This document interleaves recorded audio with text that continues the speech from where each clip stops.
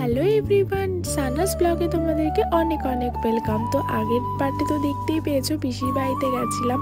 সকালবেলা ঘুম থেকে একটু পিসি দিয়ে দিল গরম গরম চা, সেটাকে চলে গেলাম ছাদে দেখতে কে কী কাজ করছে।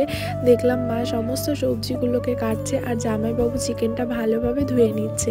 আর চিকেন থেকে হঠাৎ আমার খুব পকোড়ার ক্রেভিংস হলো, তো জামাইবাবু সেই জন্য সলিড পিসগুলোকে সাইড করে রাখলো।